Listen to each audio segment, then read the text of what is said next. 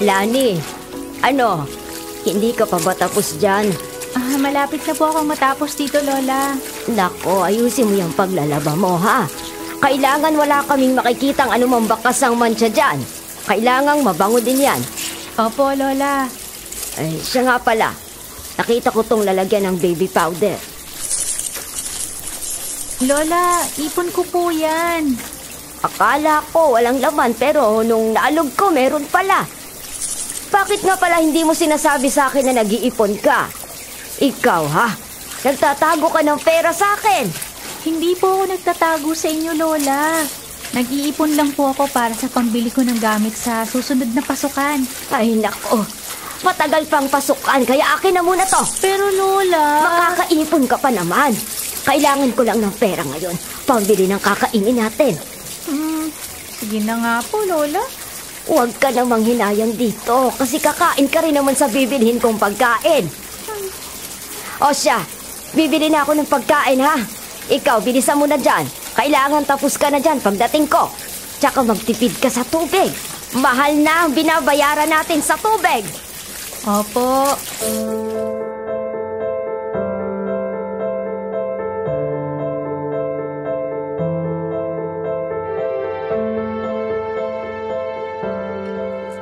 Wow! Daming pagkain, Lola! Daming pagkain! Sarap!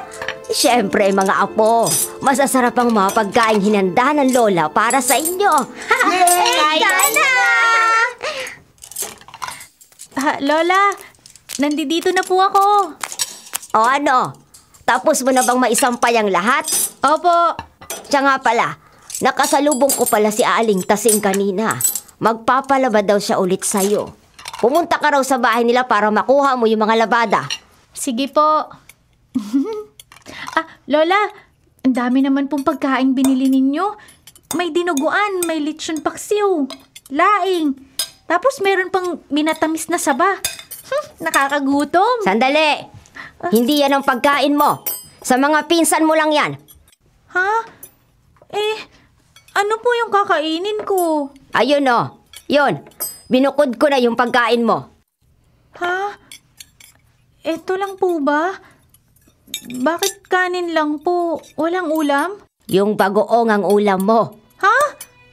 Heto lang po ang kakainin ko? Eh ano pa ba sa akala mo? Heto lang po ang ulam ko? Di ba po nagbigay naman po ako sa inyo ng pera? Bayad mo lang yon sa pagpapatira ko sa'yo dito.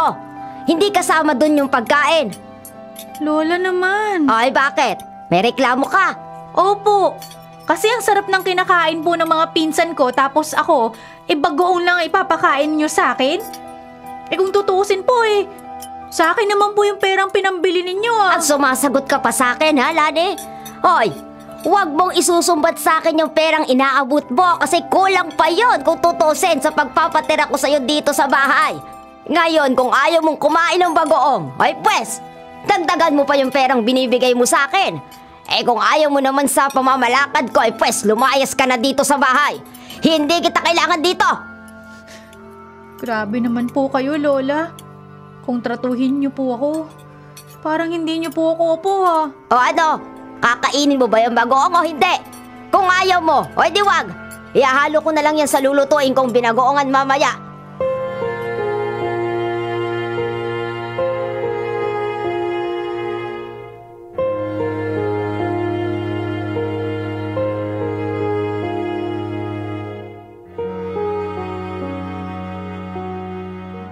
Grabe makatrato si Lola sa akin.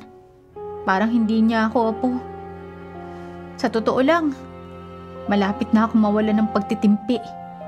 Umasenso lang talaga ako sa buhay. Kakalimutan ko lahat ng mga kamag-anak ko. Lalo na si Lola. Oh, may kumakatok sa pinto. Ikaw na tumingin, kakain na ako. Opo, Lola.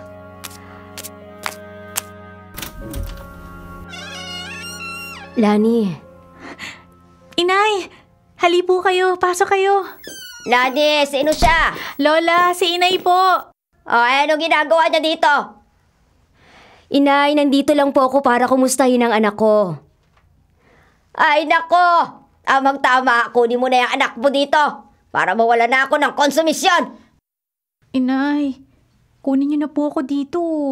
Teka, bakit naman? Binibigyan mo ba ng sakit ng ulo ang lola mo? Hindi po, Inay. Nagpapakabait naman po ako dito. Saka, nagbibigay naman po ako ng pera sa kanila. Nagbibigay ng pera? Ibig sabihin, pinagtatrabaho ka ni inay? Hindi naman po. Ako naman po ang kusang naghanap ng ikabubuhay ko. Kaso po, Inay, si Lola po kinukuha po niya yung lahat ng kinikita ko tapos minamaltrato pa po niya ako. Parang hindi po ang trato niya sa akin. Hoy! Ano ba yung narinig ko, Halani? Ulitin mo nga yung sinabi mo! Inay, si Lola. Inay, bakit niyo naman po minamaltrato si Lani? Hindi ko minamaltrato yan! Lagi po akong ginugutom ni Lola. Kung hindi po bagoong toyo at asin lang po ang pinapaulam niya sa akin. Abay, walang hiya ka talagang bata ka! Inay naman, bakit niyo naman po tinatrato ng ganun si Lani? Apo niyo rin po siya. Alam niyo, kung sisiraan lang ako ng anak mo sa'yo, mas mabuti pang kuhanin mo na siya dito. Isama mo na yan sa probinsya. Ayoko nang tumira ang batang yan dito. Ayoko nang makita pa ang pagmumukha ng babaeng yan. Walang utang na loob. Sige po, inay. Kukunin ko na po si Lani. Isasama ko na po siya pabalik ng probinsya.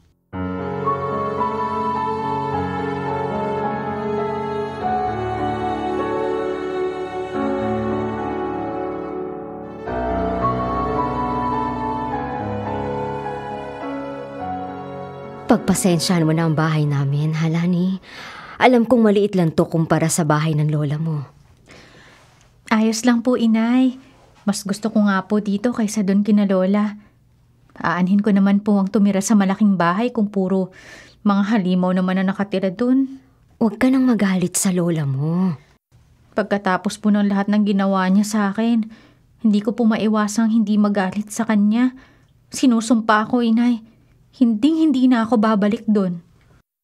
Oh, sila ni ba yung kasama mo? Oo, dito na siya titira sa atin. Ay, mahirap na nga ang buhay natin dito tapos nagdala ka pa ng panibagong palamunin. Huwag po kayo mag-alala, Tito. Hindi po ako magiging pabigat sa inyo. Tutulong po ako dito sa mga gawaing bahay. Maghahanap din po ako ng pagkakakitaan dito. Ay, mabuti naman kung ganon. Siya nga pala, total, dito ka natitira. Itong pera. Bumili ka ng 3 kilong bigas sa palengke. Tapos ibili mo rin ako sa tindahan ng isang kahan ng sigarilyo, ha? Oh, sige na, Lani. Sundin mo na ang pinag-uutos niya sa'yo. Okay po. Bibili na po ako sa palengke.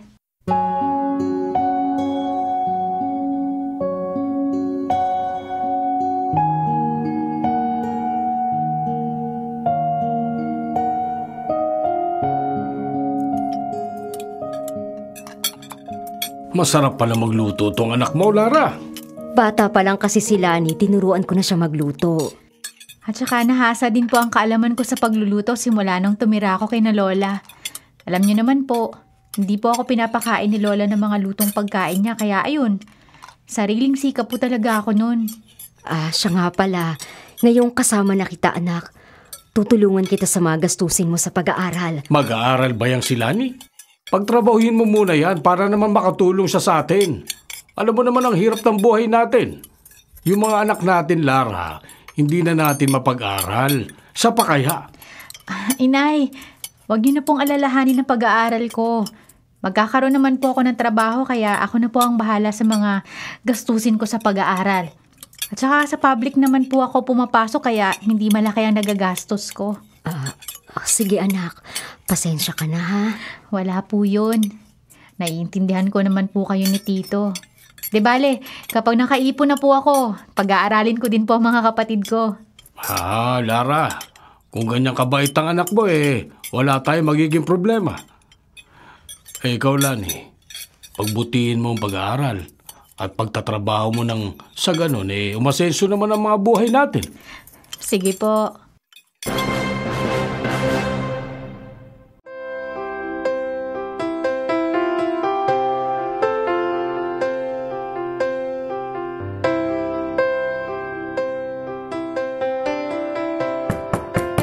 Tao po. Inay! Nandito na po ako.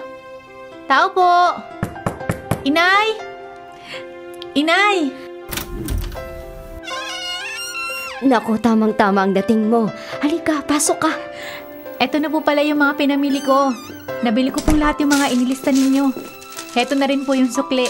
Buti naman at nabili mo ang lahat. Akin na. Ako na magdadala sa kusina. Inay, si Kuya Joselito po ba yung kausap ni tatay sa kusina? Ah, oo. Ano po ang ginagawa ni Kuya Joselito dito? Naku, iyon ang pag-uusapan natin kaya tamang-tama ang dating mo. Halika na, lapitan na natin sila. Joselito. Eto na pala si Lani. Lani, anak. Nandirito si Joselito.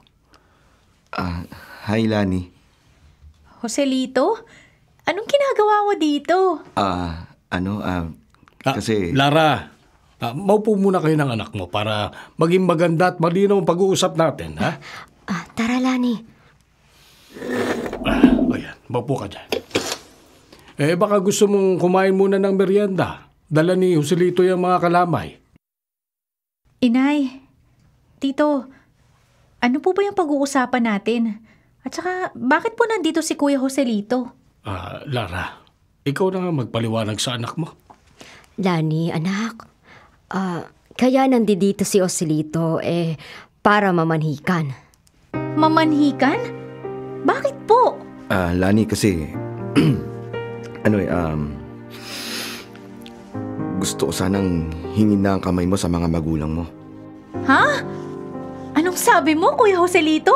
Gusto kang pakasalan ni Joselito, anak. Pero Inay, bata pa po ako. 14 pa lang po ako. Hindi pa po ako pwedeng ikasal. At saka, bilis naman yata. Ikaw, Kuya Joselito, ano ba nakain mo at naisipan mong mamanhikan? Mahal kasi kita, Lani. Seryoso ka ba, Kuya, sa mga sinasabi mo? Matagal ko nang sinasabi sa'yo na seryoso ako sa'yo. Nasabi sa amin ni Joselito na matagal ka na raw niyang nililigawan. Opo, Tito, pero kasi hindi pa po ako handang mag-asawa. Bukod sa bata pa po ako, may pangarap po akong gustong maabot. Gusto ko pong makapag-aral at makatapos muna bago mag-asawa. Di ba, Kuya Joselito, sinabi ko na to sa'yo? Pero mukhang sincero naman si Joselito sa'yo. Naniniwala kami ng nanay mo na etong si Joselito mabibigyan kanya ng magandang buhay. Pero Tito... Lani, mahal na mahal kita. Pumayag ka lang na sumama sa akin, nangangako ko na aalagaan kita at mamahalin. Pangako, maniwala ka sa akin. Lani, mahal kita. Pero bakit parang hindi ko nararamdaman na totoo yung sinasabi mo? Huwag ka naman ganyan kay Joselito. Naniniwala kami ng nanay mo na mahal ka ni Joselito. Inay! Lani! Tito! Pumayag na kami sa gusto ni Joselito. Tito naman! Inay! Huwag niyo naman po akong ibenta sa lalaking to. Anak, iniisip lang namin ang kapakanan ninyo. Pero hindi ko po mahal si Kuya Joselito. Wala pa sa isip ko ang magmahal. Matututunan mo rin siyang mahalin. Huwag niyo po sana akong pangunahan, Tito, sa buhay ko. Kasi hindi niyo po ako anak. Lani, rumispeto ka sa asawa ko. Pero Inay, kasi... Lani, bakit ka tumayo? Saan ka pupunta, ha? Lani! Pupunta na po ako sa kwarto ko. Teka muna. Lani! Bumalik ka rito! Lani! Huwag kang bastos! Ako nang bahalang kumausap sa anak ko.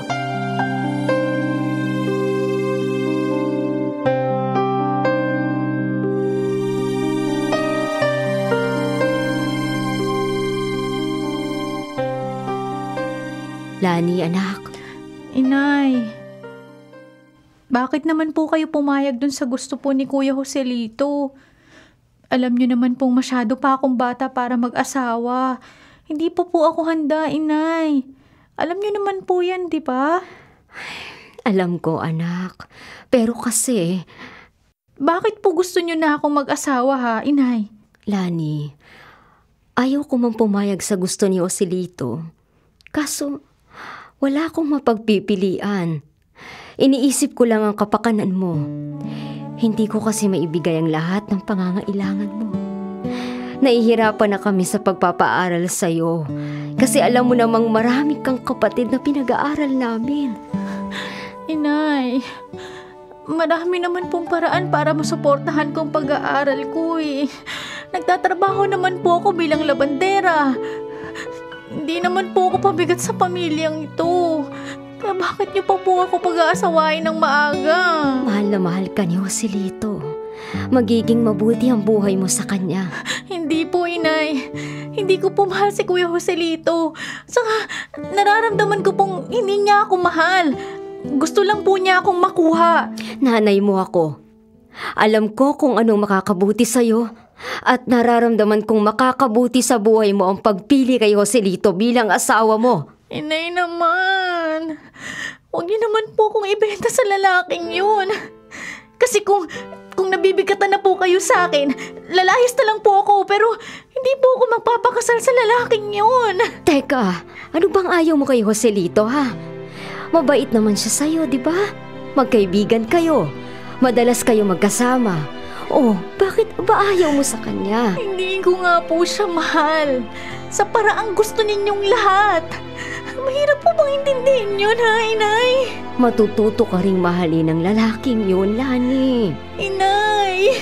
Nakikiusap na ako sa'yo, anak. Huwag ka nang tumutol pa. Para din to sa'yo. Maniwala ka sa amin. Hindi ka namin ipapahamak. Hindi kita ipapahamak kasi anak kita. Pakiusap, Lani. Sumunod ka na sa gusto namin. Sasama ka na kay Joselito. Inay naman. Magiging mabuting asawa sa'yo si Joselito, anak. Maniwala ka sa akin. Maniwala ka.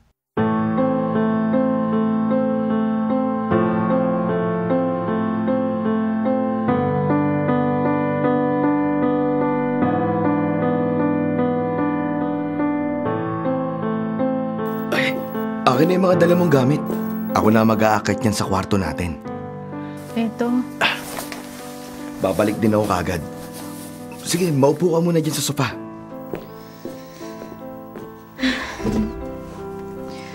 Ano kayang buhay ang naghihintay sa akin?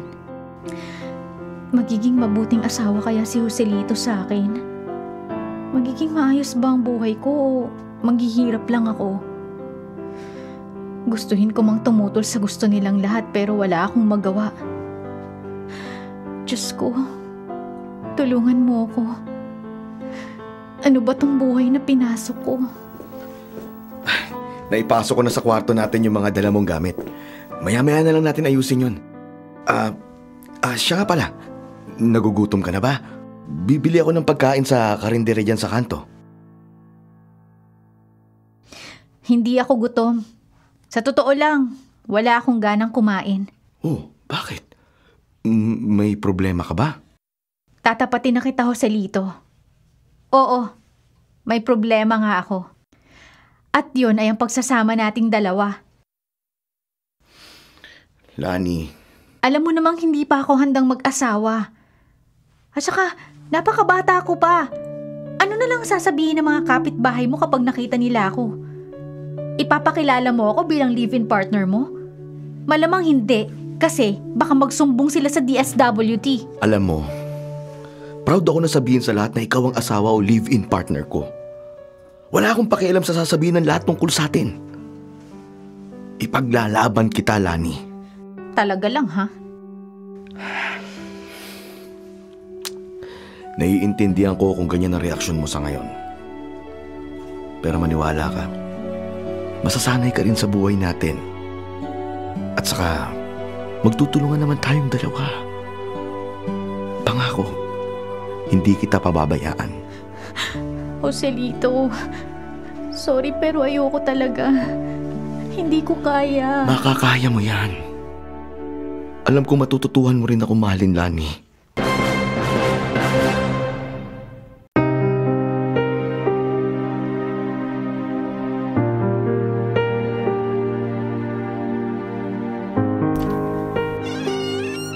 Bakit kaya walang tigil ang pag-ihi ko? Ilang beses na akong pabalik-balik dito. Pero bakit parang hindi naman ako naiihi? Sigurado akong hindi naman ihi itong lumalabas sa akin. Ano kaya to? Diyos ko po. Masabihan ko na nga si Joselito.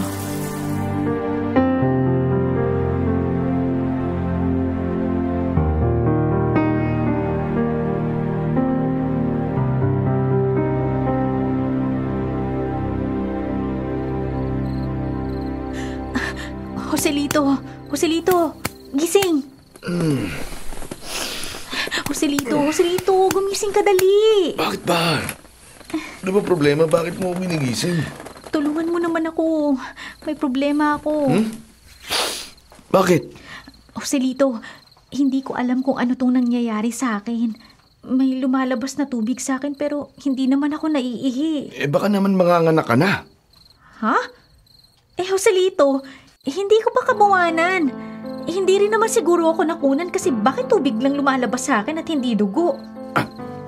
Sige, Lani, magbihis ka na. Pupuntahan natin sa Ate Emma. Magpapasama tayo sa kanya na pumunta sa ospital. Joselito. Huwag kang matakot. Hindi ko kasi maiwasan na hindi matakot. Ewan ko ba, kinakabahan talaga ako. Parang may problema sa anak natin.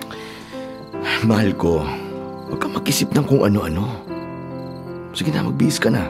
Magbibihis na rin ako. Tapos bago tayo umalis uminom ka muna ulit ng gamot mo, ha? Yung gamot mo na pampakapit na nireseta sa'yo ng doktor nung 1 linggo. Sige, Joselito. Iinom na ako ngayon. Lani, huwag kang matakot, okay? Nandito naman ako sa tabi mo eh. Hindi kita pababayaan.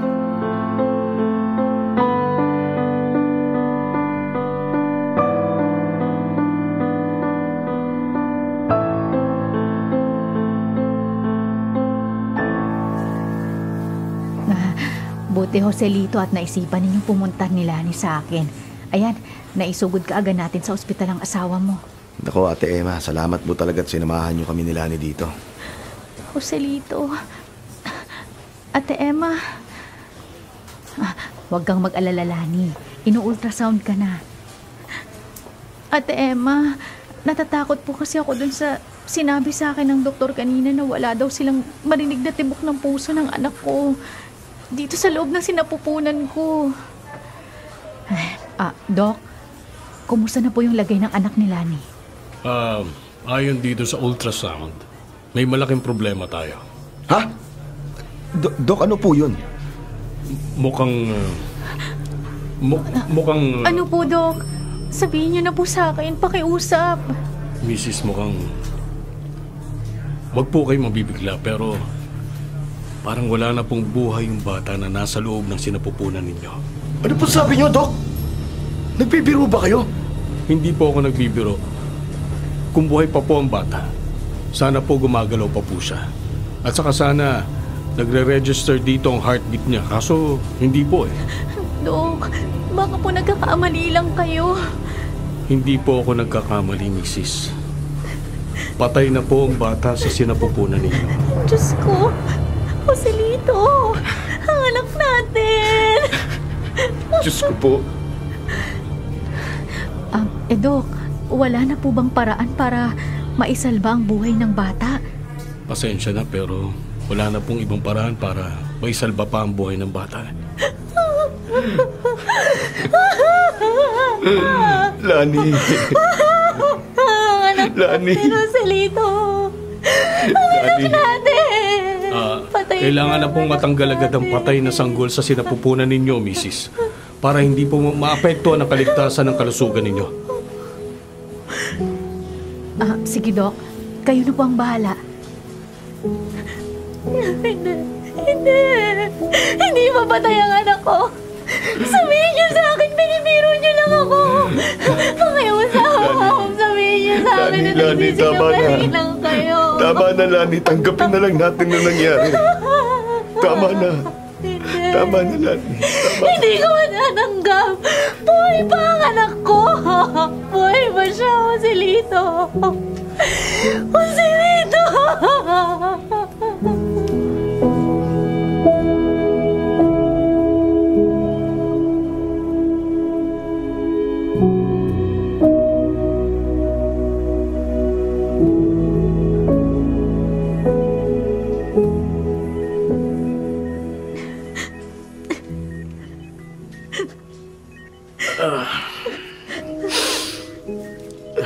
Lani, Oo, gising ka na pala. bakit ka umiiyak? Wala to. Anong wala? Sabihin mo sa akin bakit ka umiiyak. Umiiyak ka pa rin ba dahil sa pagkamatay ng anak natin? Siyempre, masakit para sa akin yung nangyari ngayon. Naaalala ko lang ang anak natin. Kung pinahintulutan lang siya ng Diyos na mabuhay. Nailibing na ba ang anak natin? Oo. Si Ate Leon at Ate Emma na ang nagpalibing habang wala ako. Joselito, Bakit, mahal ko? ibalik mo na ako sa pamilya ko. Magsisimula ulit ako ng panibagong buhay. Makikipaghiwalay ka na sa akin? Sorry, pero kahit anong gawin ko, Joselito, hindi kita makuhang mahalin. Sa kabila ng pagmamahal at sakripisyo ko sa'yo, ganyan ang maririnig ko mula sa asawa ko. Hindi pa naman tayo kasala. Tsaka, alam mo, napakabata ko para pumasok sa ganitong responsibilidad. Tsaka, hindi ka ba nahihiya? Nung tinanong tayo ng doktor kung magkapatid ba tayo o mag-asawa, nung sinabi mong mag-asawa tayo, nakita mo ba yung tingin nila sa atin? Parang nanghuhusga. At alam mo kung sino ang hinuhusgahan nila? Ikaw. Iniisip nila, pedophile ka. Tama na, Lani. Tama na. Babalik na ako sa totoo kong pamilya. Hindi, Lani. Dito ka lang sa akin. At huwag ka na makipagtalo pa sa akin. Dahil kahit anong mangyari, hindi kita pakakawalan. Joselito. Kung iniisip mo pa rin na nangyari sa anak natin, huwag ka mag-alala. Makakagawa pa rin tayo ng bago. Matatanggap din natin na nangyari. Basta, Lani, kumapit ka lang.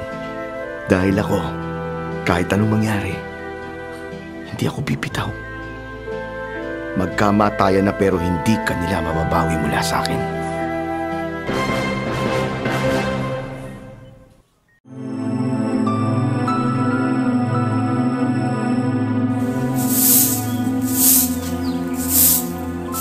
Lani? Ate Emma, hali po kayo. Ano, kamusta na? Heto, medyo hindi po maayos. Nagkasakitan na naman kayo ng asawa mo. Nga pala, nasaan ang asawa mo? Nasa loob po, nagpapahinga. Bakit hindi siya ang paglinisin mo ng bakuran ninyo? Hay nako, tamad po yung lalaking yun. Hindi nyo mauutusang maglinis ng bakuran o loob ng bahay. Tsaka po, naglasing na naman siya kagabi kaya ayun, tulog na tulog siya hanggang ngayon. Ano ba yung asawa mo? Tsaka ikaw, bakit mo hinahayaang ganyanin ka ng asawa mo? Ano po pala ang sadya nyo dito, Ate Emma? Hay nako, nga pala, maiba tayo. Kaya ako nandirito para sabihin sa'yo na merong bagong tayong high school dito sa lugar natin. Yun po ba? Nabalitaan ko nga rin po yun. Nabalitaan ko kasi na meron silang programang adult high school. Para yun sa mga may edad o sa mga pamilyado ng tao pero gusto magpatuloy sa pag-aaral. Bakit hindi mo subukan? Total, bata ka pa naman. At saka alam mo, sayang ka. Sayang kung hindi mo ipagpapatuloy ang pag-aaral mo. Naniniwala ako na maganda ang kinabukasang naghihintay sa'yo kapag nakatapos ka ng high school. Maganda po sana yon, kaso Ate Emma, baka hindi pumayag si Joselito sakaling magdesisyon po ako mag-aral. Baka kasi hindi po siya pumayag kapag sinabi ko sa kanyang, ano ka ba, Lani? Mag-aaral ka lang naman. Wala ka namang gagawing masama. Tsaka, pumayag man ang asawa mo o hindi, wala na siyang pakialam doon. Buhay mo ang nakasalalay, Lani. Aprobahan man ang asawa mo o hindi, ituloy mo pa rin yung balak mo. na sa tingin mong makakapagbigay ng magandang buhay sa'yo. Lani, kung ako sa'yo, mag-aaral ako ulit. Sayang ka kung hindi ka mag-aaral. Maniwala ka sa akin. Sige po, Ate Emma. Pag-iisipan ko po. Ngayon pa lang, pag-isipan mo na. Kung tungkol naman sa gastos sa pag-aaral, huwag kang mag-alala. Tutulungan kita sa gagastusin mo. Talaga po, ate? Oo naman. Matagal na tayo magkaibigan. At saka, parang kapatid na rin kita, Lani. Kaya, handa kitang tulungan na makapag-aral. Naku, salamat po, Ate Emma. Di bale, sasabihin ko po itong magandang balitang hinatid niyo sa akin sa asawa ko.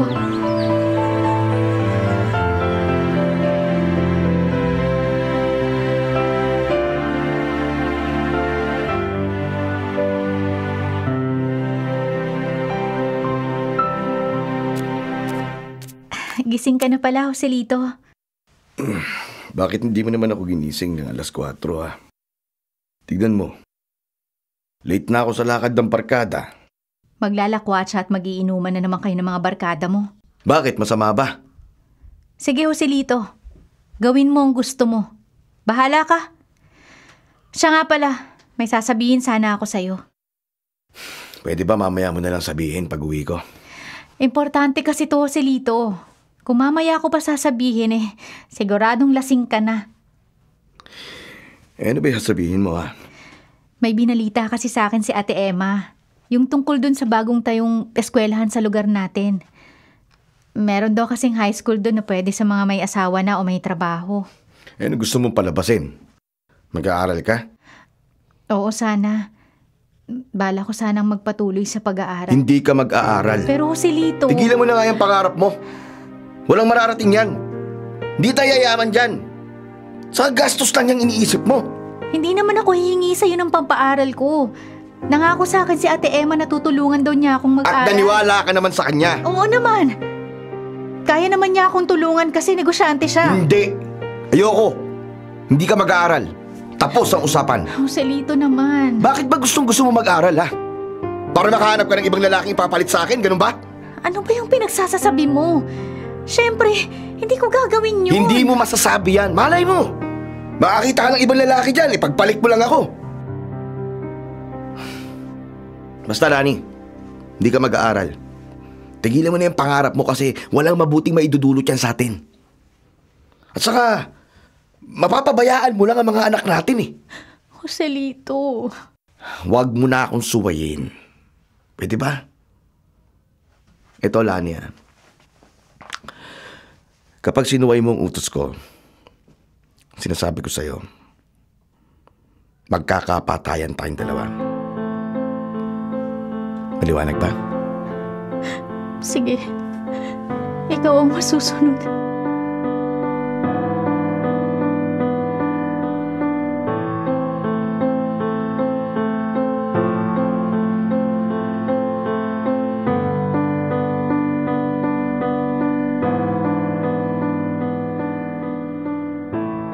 May inaalok na trabaho si Ate Emma sa akin. Ang mamasukan bilang kasambahay sa isang mayamang pamilya. Ang sabi niya, malaki daw magpasahod ang magiging amo ko kung sakali. Tatanggapin ko na ang offer niya para makaalis lang ako dito sa poder ni Joselito.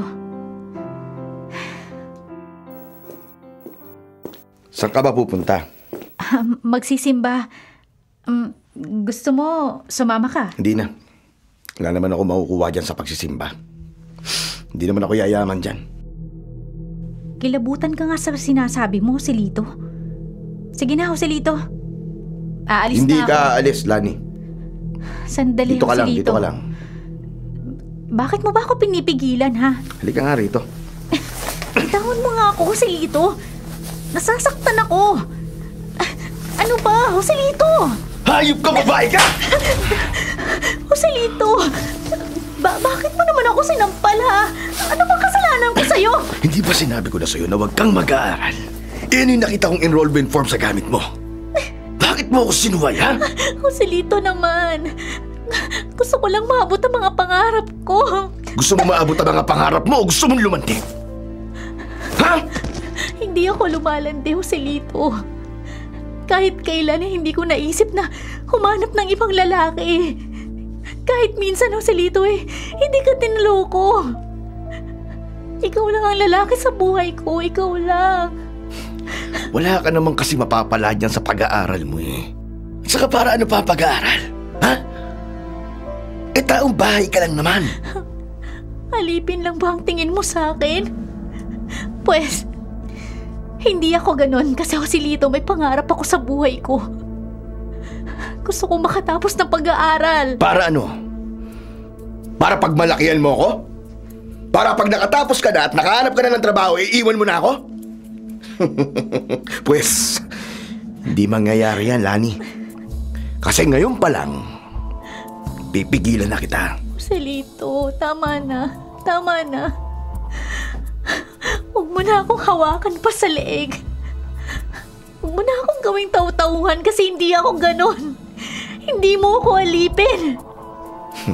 Taong bahay ka lang at sa ayaw mo o sa gusto mo, mamamatay kang taong bahay. Tama na, Joselito. Ayoko na. Ano sabi mo? Ayaw mo na? Bakit? Hihiwalayan mo na ako? Nakakita ka na ba ng ibang lalaki ipapalit sa akin? Ano?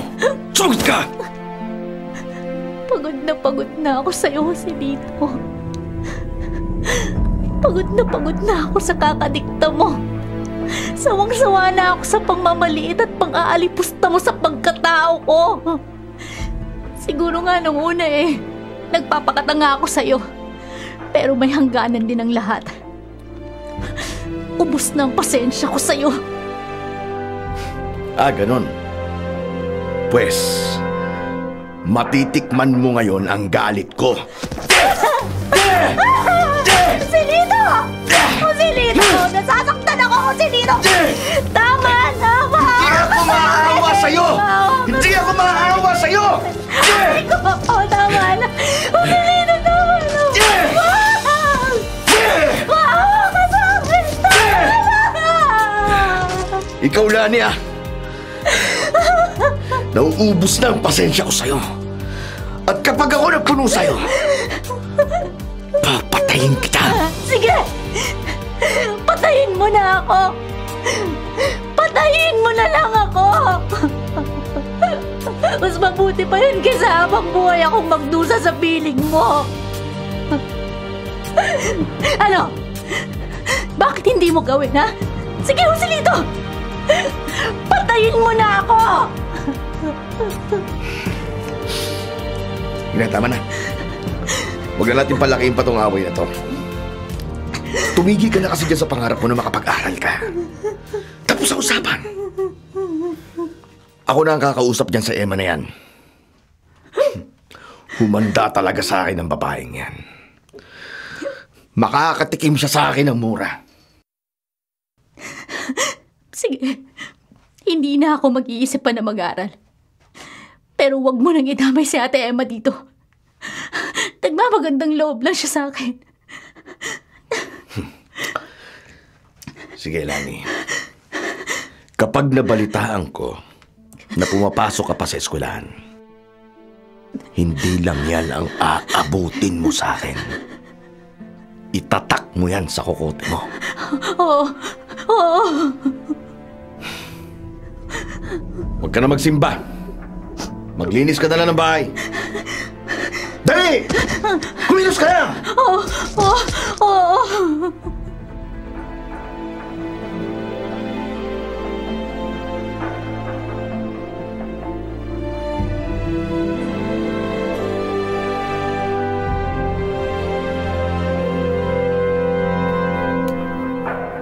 Mahimbing ang tulog ni Joselito dahil sa kalasinan.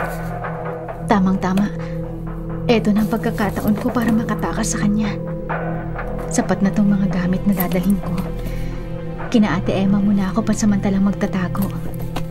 Pagkatapos, kapag napasok na ako sa trabaho saka ako naiisipin na maghanap ng ibang matitirhan. Ay, Diyos ko.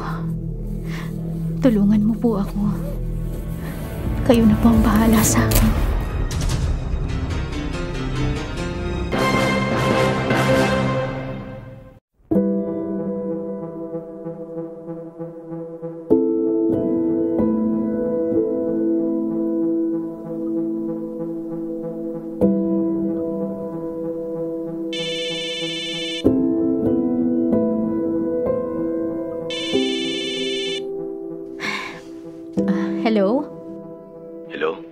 Lani, Joselito? Bakit? Anong kailangan mo? Lani, kailan ka ba uuwi dito? Ewan ko. Hindi ko alam. Lani, kaya ako tinatanong kung kailan ka uuwi kasi namimiss na kita. Huwag mo akong lokohin, Joselito. Alam kong hindi mo ako namimiss. Lani, nagsasabi ako ng totoo. Sobra na kitang namimiss. Maniwala ka naman sa akin, oh. Hindi ako naniniwala. Mahal kita, Lani. Maniwala ka sa akin. Kaya nakikiusap ako na bumalik ka na sa akin. Pakiusap. Ang lakas naman ng loob mong sabihin yan sa akin, ano? Sorry na, Lani. Humihingi ako ng tawad sa mga nagawa kong kasalanan sa'yo. Pinagsisisihan ko na yun. Hindi ko dapat sinaktan ang kalooban mo. Sa ilang taong pagsasama natin, bakit ngayon mo lang sinabi yan sa akin? Ilang taon mong pinasakit ang kalooban ko tapos ngayon ka lang hihingi ng sorry? Bakit hindi mo yan ginawa dati, ha? Oo, aaminin ko masyado ako naging mapagmalaki sa'yo. Hindi kita napahalagahan. Pero pinagsisisihan ko na ang lahat ng yun. Lani, handa na akong bumawi ulit sa'yo. Lahat ng gusto mo susundin ko na. Iiwasan ko na mga kabarkada ko. Pati na yung bisyo ko. Bumalik ka lang sa akin, Lani. Pakiusap naman. Hello? Hello, Lani. Hindi madali ang gusto mo, Joselito. Maganda na ang trabaho ko dito. Hindi ko na pwedeng pakawalan pa. At hanggat maaari, ayoko nang umasa pa sa iba. Tsaka, Joselito. Ako, paano ako, Lani? Mahal na mahal kita. Joselito, pakiusap. Tama na. Huwag mong sabihin na mahal mo ako kasi ang totoo hindi naman. At saka alam mo namang hindi kita mahal eh. Kahit kailan, hindi kita minahal. Wala akong pakialam. Basta umuwi ka na ngayon. O kahit sa susunod na buwan. Kasi kung hindi, guguluhin kita. Ano? Pagbabantaan mo ako? Hindi ako natatakot sa'yo. Alalahanin mong hindi tayo kasal. At pwede pa akong magreklamo sa DSWD tungkol sa ginawa mo sa akin. Kaya bago pa tayo umabot sa ganun, huling beses ko nang sasabihin to sa'yo. Hindi kita mahal, kaya tigilan mo na ako. Ganun ba? Oo. Makakahanap ka pa ng ibang babae bukod sa akin. Kaya pakiusap. Kalimutan mo na ako. Palayain mo na ako.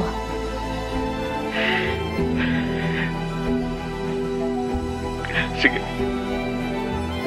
Hindi na kita pipilitin pa. Kasi sa totoo lang, suko na rin ako sa ginagawa kong pagkahabol sa'yo. Kung ayaw mo na talaga sa akin, bahala ka.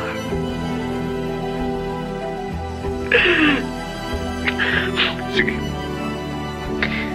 Hindi na ako magpaparamdam sa'yo kahit kailan. Paalam, Joselito.